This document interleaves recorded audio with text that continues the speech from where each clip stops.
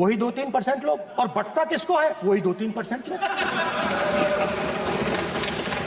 और बाकी हिंदुस्तान, 90% हिंदुस्तान देख। फाइनेंस मिनिस्टर मुस्कुरा रही हैं। कमाल की बात है। ये हंसने की चीज नहीं है मैडम, ये हंसने की बात नहीं है। ये जाति जनगणना है, ये जाति जनगणना है। इससे देश बदल जाएगा।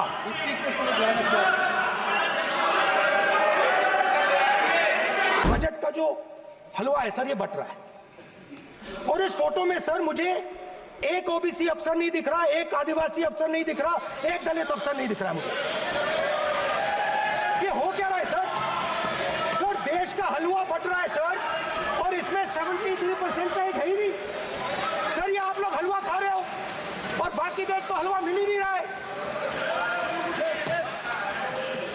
ठीक है सर, 20 अफसरों ने बजट को तैयार किया, हमने पता लगाया है। 20 अफसर, शांत हो जाइए प्लीज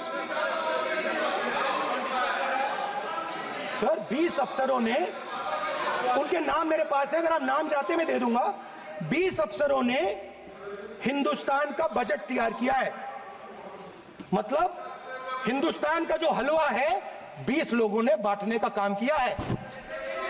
अब स्पीकर सर, उन 20 लोगों में से 90% लोगों में से 90% लोगों में से सिर्फ 2 हैं, एक माइनॉरिटी और एक ओबीसी। और इस फोटो में एक भी नहीं है। मतलब फोटो में आपने पीछे कर दिया, फोटो में तो आने नहीं दिया आपने। कोई नहीं आ सकता सर। मिडिल क्लास जो है वो शायद इस बजट से पहले प्रधानमंत्री को सपोर्ट करता था। जब प्रधानमंत्री ने कोविड के समय उनसे थाली बजवाई थी तो उन्होंने दबा कर थाली बजाई, धड़ धड़ धड़ धड़ धड़, थाली बजाओ बजाई। हमें अजीब लगा, मगर प्रधानमंत्री ने मिडिल क्लास को ऑर्डर दिया तो मिडिल क्लास ने थाली बजाई। उसके बाद प्रधानमंत्री ने उसी मिडिल क्लास से कहा मोबाइल फोन की लाइट जलाओ, और मोबाइल फोन की लाइट जली। मिडिल क्लास ने, पूरे हिंदुस्तान में मिडिल क्लास ने मोबाइल फोन की लाइट जला दी। अब इस बजट में आपने उसी मिडिल क्लास के एक छुरा पीठ में मारा, दूसरा छुरा छाती में, एक इधर मारा और एक इधर मारा। इंडेक्सेशन जो आपने कैंसिल की वो पीठ में छुरा था, और जो कैपिटल गेन्स टैक्स आपने बढ़ाया वो छाती में छुरा। आपने long term capital gains tax को 10% से 12.5% किया, यहां छाती मारी, यहां छुरी मारी, और शॉर्ट टर्म को 15 से 20% छुरी मारी। दुख की बात है, मगर इसमें एक इंडिया गठबंधन के लिए एक हिडन बेनिफिट है। मिडिल क्लास अब आपको छोड़ने जा रही है और इस साइड आ रही है। हजारों साल पहले हरियाणा में कुरुक्षेत्र में एक युवा को, अभिमन्यु को 6 लोगों ने चक्रव्यूह में मारा था। 6 चक्रव्यूह में फंसाकर मारा था। सर चक्रव्यूह के अंदर डर होता है, हिंसा होती है, और अभिमन्यु को चक्रव्यूह में फंसाकर, ट्रैप कर 6 लोगों ने मारा। मैंने चक्रव्यूह के बारे में थोड़ी रिसर्च की और पता लगा कि चक्रव्यूह का एक दूसरा नाम होता है पद्मव्यूह, मतलब लोटस फॉर्मेशन। तो जो चक्रव्यूह होता है स्पीकर सर, वो लोटस के शेप में होता है, कमल के फूल के शेप में होता है। 21वीं सदी में सर एक नया चक्रव्यूह तैयार हुआ है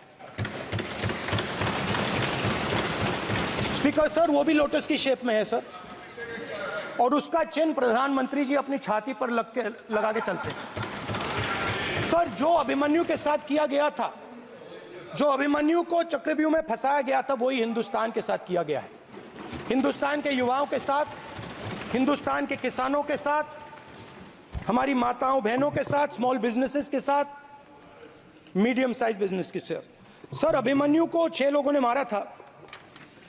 उनके नाम द्रोणाचार्य, कर्ण, कृपाचार्य, कृतवर्मा, अश्वत्थामा और शकुनी। सर, आज भी चक्रव्यूह के बीच में 6 लोग हैं। सर, चक्रव्यूह के बिल्कुल सेंटर में, चक्रव्यूह में हजारों लोग होते हैं सर, मगर उसके बिल्कुल सेंटर में 6 लोग कंट्रोल करते हैं। तो जैसे उस टाइम 6 लोग कंट्रोल करते थे, वैसे आज भी 6 लोग कंट्रोल कर रहे हैं चक्रव्यूह को। नरेंद्र मोदी जी, अमित शाह जी, मोहन भगवत जी, अजीत दोवल जी, अंबानी और अदानी जी कंट्रोल कर रहे हैं। जो 6 बार लगातार बजट प्रस्तुत करने का मोरारजी देसाई जी का रिकॉर्ड था, उसे अब तोड़कर 7 बार लगातार बजट प्रस्तुत करने का रिकॉर्ड है। और एक और रिकॉर्ड है कि लगातार तीसरी बार जन समर्थन से प्रधानमंत्री बनने का प्रधानमंत्री मोदी जी के नेतृत्व की सरकार ने यह रिकॉर्ड बनाया है। और यह रिकॉर्ड 60 साल से पहले के रिकॉर्ड की तुलना की जाती है, मगर मैं कहना चाहूंगा सभापति महोदय, इस रिकॉर्ड और उस रिकॉर्ड में बहुत अंतर है।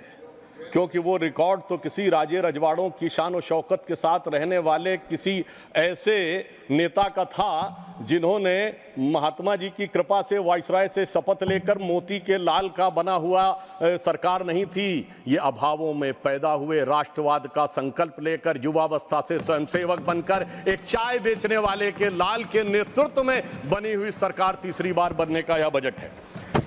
महोदय, बजट आंकड़ों का प्रतिबिंब होता है, मगर कुछ लोगों की आंखें ऐसा धोखा खाती हैं कि उन्हें आंकड़े सही समझ में नहीं आते। हमारी सरकार आने से पहले 10वें नंबर की अर्थव्यवस्था थी, वो कमजोर थी। आज 5वें नंबर की अर्थव्यवस्था है, वो अच्छी है, मगर इनको वो अच्छी और ये बुरी लगती है। जब 74,000 रुपए पर कैपिटा इनकम थी तो वो अच्छा था, अब 2,12,000 रुपए पर कैपिटा इनकम है तो वो खराब है। 10% महंगाई अच्छी थी, 5% महंगाई खराब है। ग्रोथ रेट 5% से कम थी, वो अच्छी थी, और अब ग्रोथ रेट 7.2 और कुछ सीमाओं में 8% है तो वो खराब है।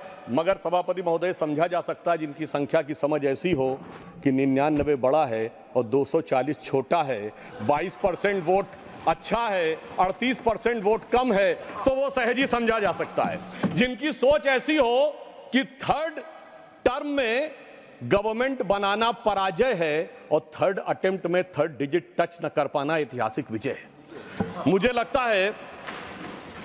परंतु एक बात मैं कहना चाहूंगा कि इतना तो कम से कम उनको अख्तियार मिला है कि पहली बार नेता प्रतिपक्ष का पद उनको मिला है।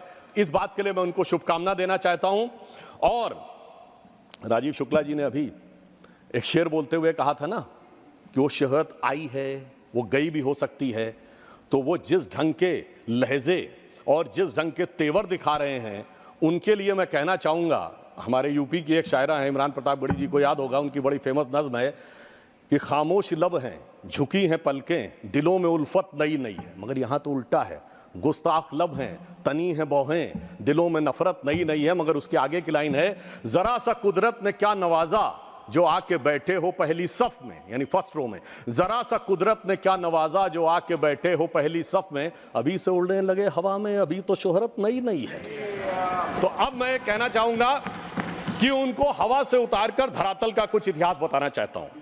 एक दौर था जब भारत में विकास की दर 1.25 से 2% रहा करती थी और कभी कभी शून्य के पास पहुंच जाया करती थी। आज भारत की विकास दर विश्व की समस्त अर्थव्यवस्थाओं में सबसे ऊपर 7% से ऊपर जाकर खड़ी हुई है। एक दौर था जब वर्ल्ड बैंक और IMF के सामने हम याचक की मुद्रा में खड़े हुए होते थे, और आज स्थिति क्या है कि वर्ल्ड बैंक के प्रेसिडेंट अजय बंगा ने जुलाई 2023 में कहा है, मैं कोट कर रहा हूं, amid global challenges I am more optimistic about India and its economy now that it has been a long time। लंबे समय के बाद भारत की अर्थव्यवस्था के प्रति मैं आशान्वित हूं।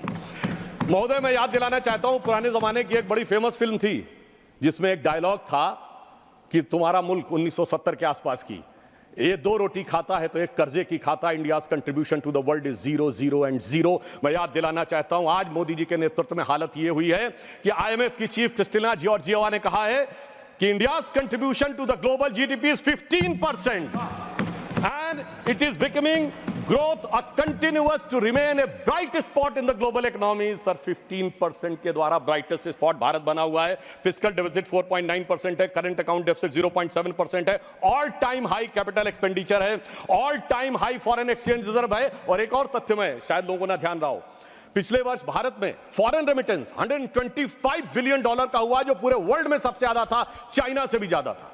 और इसमें महत्वपूर्ण बात क्या है कि सामान्यतः फॉरेन रेमिटेंस हमारे यहां मिडिल ईस्ट के कंट्रीज से हुआ करता था, जहां हम किसी को छोटा और बड़ा नहीं कहते, पर जहां कहा जाता था सामान्य औसत दर्जे के काम करते थे. पर इस बार 36% जो ग्लोबल रेमिटेंस है वो डेवलप्ड इकोनॉमी यानी अमेरिका, यूरोप और सिंगापुर से आया, जो दर्शाता है कि भारत की मेधा की सीमा तक जाकर विश्व में पहुंचकर प्रभावी होना शुरू हो गई है. और मैं याद दिलाना चाहता हूं, इनके समय में स्टैंडर्ड्स एंड पुअर ने भारत की रेटिंग पॉजिटिव से निगेटिव कर दी थी, स्टेबल से निगेटिव कर दी थी. वर्ल्ड बैंक ने 2008 में अपना कमेंट दिया है कि with 55 to 60% of India's irrigated land is supplied by ground water, और इलेक्ट्रिसिटी इरेटिक है, फ्लक्चुएशंस बहुत ज्यादा हैं.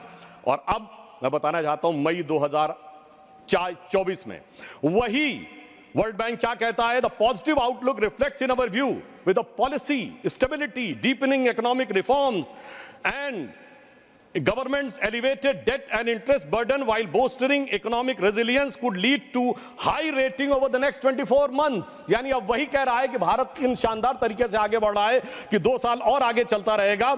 और 2018 में जो वर्ल्ड बैंक ने कहा था वो आज कह रहा है, 2018 में, अब तक तो लगभग 100% हो गया है, कि 85% population has accessibility to electricity. और मैं अपने विरोधियों के लिए बताना चाहता हूं कि ब्लूमबर्ग ने अपने इकोनॉमिक्स में कहा है, अपने रिपोर्ट में, कि in the best case scenario India's economy will accelerate by the rate of 9% by the end of this decade, and China will slow down to 3.5%. So that puts India on the course to overtake China by the beginning of the next decade.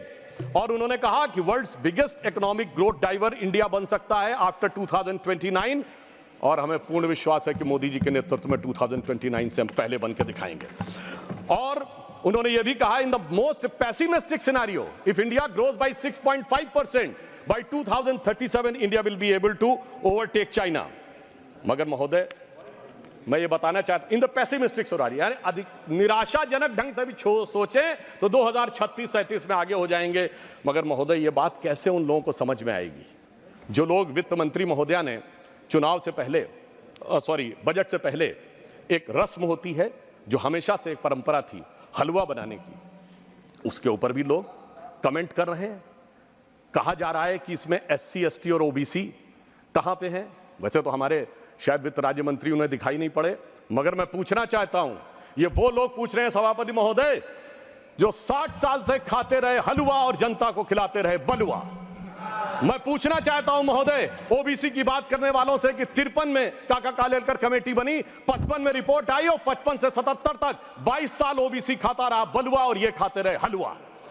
1980 में मंडल commission की report आई, इंदिरा जी और राजीव जी की सरकारें आई, 10 साल तक OBC खाता रहा बलुआ और ये खाते रहे हलवा. जिन्होंने 4-4 पीढ़ियों तक खाया है हलवा, वो आज हमसे आके पूछ रहे हैं. वो तो मोदी जी जब आए तो OBC कमीशन को संवैधानिक दर्जा मिला, अन्यथा मैं हलवा और बलुआ वालों से पूछना चाहता हूं, बताएं 2014 में इनकी कैबिनेट में कितने OBC मिनिस्टर थे?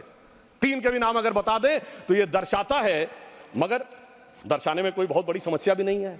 आपको ध्यान हो, उनके लिए ये बजट एक चक्रव्यूह की तरह हो गया है. वो कहते हैं चक्रव्यूह और पद्मव्यूह समान है. पद्म मतलब लोटस यानी कमल. मगर महोदय मैं आपको बता देना चाहता हूं, आपके माध्यम से पूरे देश को बता देना चाहता हूं, उनकी ज्ञान के ऊपर महोदय, पद्मव्यूह चक्रव्यूह अलग है.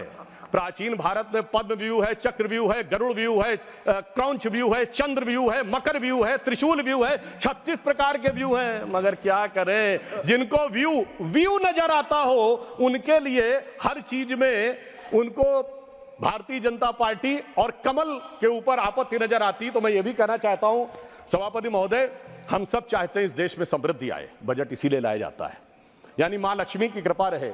और हम सब चाहते हैं देश में प्रबुद्धता आए, मां सरस्वती की कृपा रहे. और मां सरस्वती भी कमल पर विराजती हैं और मां लक्ष्मी भी कमल पर ही विराजती हैं. जितना कमल खिला रहेगा उतना इस देश में समृद्धि का मार्ग प्रशस्त रहेगा. अब मैं आगे भी बताना चाहता हूं, आज एम्प्लॉयमेंट लिंक स्कीम आई तो कोई कहते हैं कि हम अचानक एम्प्लॉयमेंट लिंक स्कीम आई. ऐसा नहीं था. प्रधानमंत्री जब 2014 में प्रधानमंत्री बने, उन्होंने शुरू से देखिए स्टेप बाय स्टेप, उन्होंने पहले जनधन अकाउंट खोले। लोगों ने कहा पैसा कहां से आएगा, उन्होंने कहा I am having in the mind, तुम खाते खोलो। डीबीटी डायरेक्ट बेनिफिट ट्रांसफर आया, उसके बाद मुद्रा स्कीम आई, उसके बाद प्रोडक्ट लिंक इक्विटी स्कीम आई। अरे पहले प्रोडक्ट बनेगा, फिर विश्वकर्मा स्कीम आई, फिर आप देखिए आज एम्प्लॉय लिंक स्कीम आई है। जैसे जैसे हमारी समृद्धि बढ़ी, हमने जनता को श्रेय दिया। पहले 6,000 रुपए किसान सम्मान निधि थी, अब इस बजट में 12,000 की। पहले 10 लाख रुपए तक की मुद्रा योजना थी, अब 20 लाख की। और महोदय, इनका हथियार है भ्रम और भय, हमारा है विकास और विश्वास। मैं याद दिलाना चाहता हूं कि इन लोगों ने मात्र 1.5 साल पहले इस बात का प्रबल प्रचार किया था कि एसबीआई बर्बाद हो गया, एलआईसी बर्बाद हो गया, एचएएल बर्बाद हो गया। तो मैं आपके माध्यम से सदन के संज्ञान में लाना चाहता हूं कि एलआईसी ने पिछले क्वार्टर में 17,000 करोड़ रुपए का प्रॉफिट दर्ज किया है, जो एलआईसी का ऑल टाइम हाई है। स्टेट बैंक ऑफ इंडिया ने पिछले क्वार्टर में 21,000 करोड़ का प्रॉफिट दर्ज किया है, जो प्राइवेट और गवर्नमेंट मिलाकर सबसे ज्यादा है। एसबीआई का ऑल टाइम हाई नहीं है, इवन रिलायंस से भी ज्यादा है। और एचएएल ने 2023-24 में 29,810 करोड़ रुपए का रेवेन्यू प्राप्त किया है और 80,000 करोड़ रुपए के उसके ऑर्डर्स पाइपलाइन में है, जो ऑल टाइम हाई है। यह मैं केवल इसलिए बताना चाहता हूं कि सदैव मैंने सुना है सभापति महोदय कि भारत की कंपनियां पब्लिक सेक्टर की हो या प्राइवेट सेक्टर की हो, उनके बारे में दुष्प्रचार होता है। मैंने आज तक किसी विदेशी कंपनी के बारे में दुष्प्रचार होते नहीं देखा। मैं उसके बारे में विस्तार से नहीं जाना चाहता, उनके लोगों की कैसे कैसे मदद की जाती है, परंतु मैं इतना जरूर कह देना चाहता हूं, आज ये नजारा इतना बदला है कि आप सोचिए कि हम 5वीं बड़ी अर्थव्यवस्था जिस ब्रिटेन को ओवरटेक करके बने हैं, आज ब्रिटेन में इच्छा ज्यादा है कि भारत से फ्री ट्रेड एग्रीमेंट हो। हम लोगों के बचपन में सभापति महोदय ये कल्पना नहीं की जा सकती थी कि ब्रिटेन की इच्छा ज्यादा होगी, वहां इस बात के लालसा अधिक है कि भारत का वो हो। परंतु मैं एक और बात कहना चाहता हूं, हमारे विरोधी कहते हैं कि डॉलर के प्रति कीमत कम हो गई। मुझे लगता पता नहीं वो किस जमाने में जी रहे हैं। वो दिन गए जब डॉलर वर्ल्ड की हार्ड करेंसी हुआ करता था। मैं कोट करना चाहता हूं, अब धीरे धीरे वो स्तर डॉलर का हट रहा है। इसी वर्ष मई 7 को आईएमएफ की फर्स्ट डिप्टी मैनेजिंग डायरेक्टर ने कहा है, उनका लंबा स्टेटमेंट नहीं, अंतिम का वाक्य बताना चाहता हूं, in sum the international monetary and the reserve system continues to evolve. The patterns we highlighted earlier were gradual movement away from the dollar dominance and rising role of the non-traditional currencies of the small, open and well-managed economy. और आगे मैं कहना चाहूंगा, enabled by new digital trading technologies remain intact. तो digital economy जिन देशों की मजबूत है वो अब इंटैक्ट है। और आज स्थिति यह है कि सबसे बड़ा हमारा जो फॉरेन एक्सचेंज का रेवेन्यू आता है पेट्रोल में, वो हम मुख्यतः रुपये और रूबल में प्ले कर रहे हैं। 18 देशों के साथ अब रुपए में ट्रेड की बात फाइनलाइजेशन स्टेज में है और नेपाल भूटान से तो हो भी रहा है। तो मैं कहना चाहूंगा, हमारे लखनऊ में महोदय कहावत होती, अमा मियाँ वो दिन लद गए जब उस्ताद लल्लू खा फाख्ते उड़ाया करते थे। तो मैं कहना चाहता हूं, अमा मियाँ वो दिन लद गए जब रुपया डॉलर की लैला हुआ करता था, कि एक उनके सर के पीठ पे बेत पड़ता था तो निशान यहां बन जाते थे। अब मोदी जी के नेतृत्व में रुपया एक नए प्रभाव के साथ आगे उभरता हुआ नजर आ रहा है।